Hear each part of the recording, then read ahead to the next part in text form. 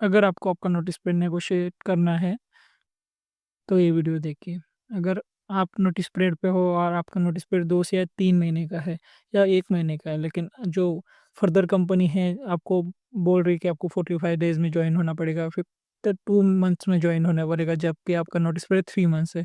तो अगर आपको ये चीज़ें जाननी है कि मैं नोटिस पीरियड कैसे नेगोशिएट करूँ, क्या टर्म्स पे मैं नोटिस पीरियड नेगोशिएट कर सकता हूँ, इस प्रॉब्लम को मैं कैसे हैंडल करूँ, क्योंकि बहुत लोग बहुत ये इश्यू फेस करते हैं कि उनको अपना नोटिस पीरियड नेगोशिएट करने का चांस नहीं मिलता है। मैनेजर, कंपनीज़ उसको अप्रूव नहीं करती कि नोटिस पीरियड नेगोशिएट करने के लिए।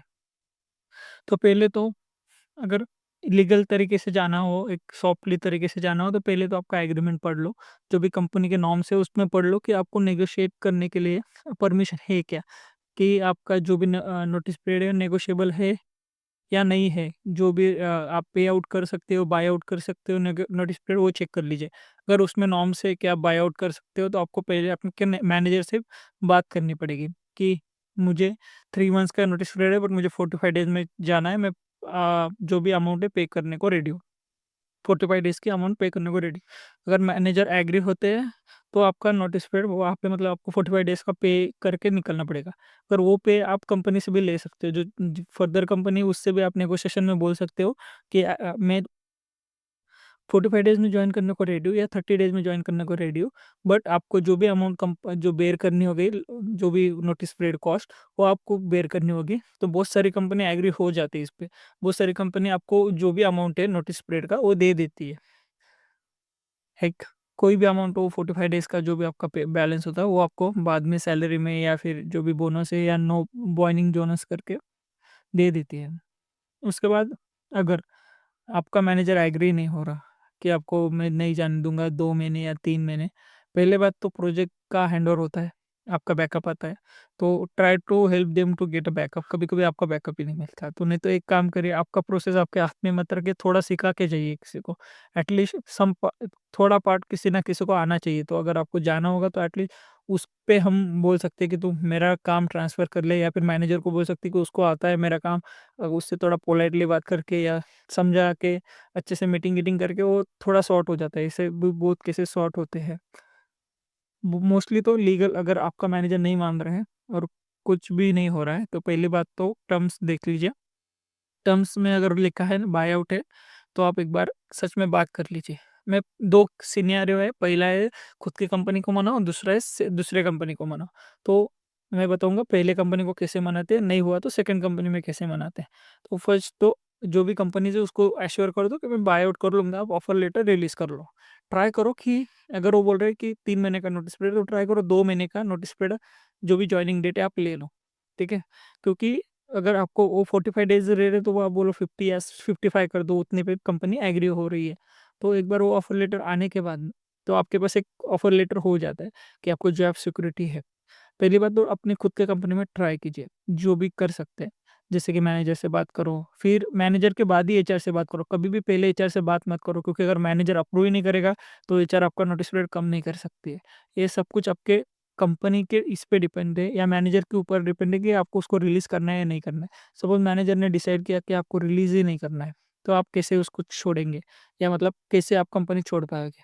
अगर आपके कंपनी में एचआर की पावर बहुत ज़्यादा है मैनेजर से, तो फिर ज़रूर आप एचआर के पास जाइए। बट जो मोस्टली सर्विस बेस होता है, वहाँ पे तो मैनेजर की पावर ज़्यादा होती है नोटिस पीरियड के अकॉर्डिंग। बहुत बार ऐसा होता है कि मैनेजर नहीं छोड़ते क्योंकि प्रोसेस इम्पैक्ट होता है ऐसा।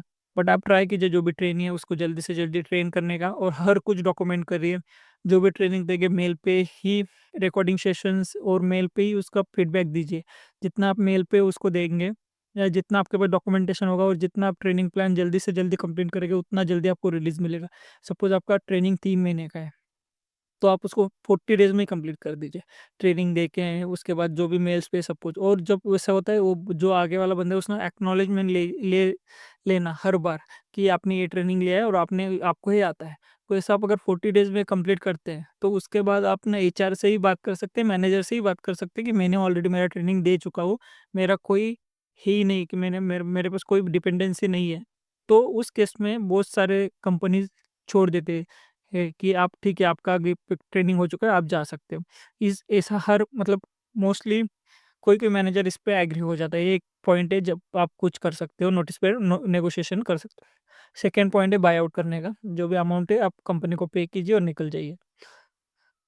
थर्ड अमाउंट है अगर आपको नहीं मिल रहा है, ठीक है? वो 3 महीने का नोटिस पीरियड है और आपको 3 महीने ही करना है, 2 का है 2 का ही करना है। तो पहली बात तो अगले वाली कंपनी को पूछिए कि आप कितना टाइम तक मुझे होल्ड कर सकते हो। तो अगर वो बोलेंगे कि 2 महीन्स का है तो आपका 2 महीने का है। तो अगर बोल रहे हैं कि 45 डेज़ हम कर सकते हैं, 15 डेज़ आपको मैनेज करना पड़ेगा, ठीक है। अगर 3 महीने का है और वो बोल रहे हैं कि हम 2 ही महीने का रुक सकते हैं तो ठीक है। एक कर सकते हैं कि आप ऑफ़र लेटर ले लिए, उसके बाद कंपनी 2 महीने होने के पहले ही बोल दो कि मेरी कंपनी एग्री नहीं हो रही है। उसको अच्छे सा मेल लिखो, जो भी आपके मैनेजर्स है जिन्होंने भी हायरिंग उनको अच्छे से मेल लिखो कि मेरी कंपनी एग्री नहीं हो रही है, ये इश्यू है। इसकी वजह से मैं 1 मंथ के बाद ही जॉइन कर सकता हूँ, क्योंकि आपका सिलेक्शन हो चुका है और उनके पास कोई बैकअप कैंडिडेट नहीं होता। 2 महीने के बाद उनके पास कुछ होता नहीं है, तो वो ट्राई करते हैं कि आपको ही रिटेन करें। तो 90% केसेस में आपको आपका नोटिस पीरियड बढ़ के आपको ऑफर लेटर का डेट बढ़ के मिल जाता है। 80 टू 90% मिल ही जाता है। अगर आप अच्छे क उनसे बात करके या अच्छे से वो डिस्कस करके उसको ये कर सकते हैं। क्योंकि मोस्ट ऑफ द केस में अगर आपका जो भी पॉइंट ऑफ व्यू है, आप अगर उनको अच्छे से समझा सकते हो, तो आपका वो पॉइंट क्लियर हो सकता है। तो ये भी एक है कि आप ऑफर लेटर लेने के बाद 2 मंथ्स में जैसे ही होता है, 3-4 डेज़ के पहले आपको उनको इन्फॉर्म करना है कि तो आप मेरा नोटिस पीरियड जॉइनिंग डेट बढ़ा दीजिए, क्योंकि यहाँ पे नोटिस पीरियड 3 मंथ्स का ही है, वो एग्री नहीं हो रहे, पहले उन्होंने एग्री किया था, तो इसकी वजह से मेरे को भी इश्यू हो सकते हैं जॉब्स के लिए, तो आप देखिए। तो ये चीज़ में वो 80 टू 90% वो एग्री हो जाता है।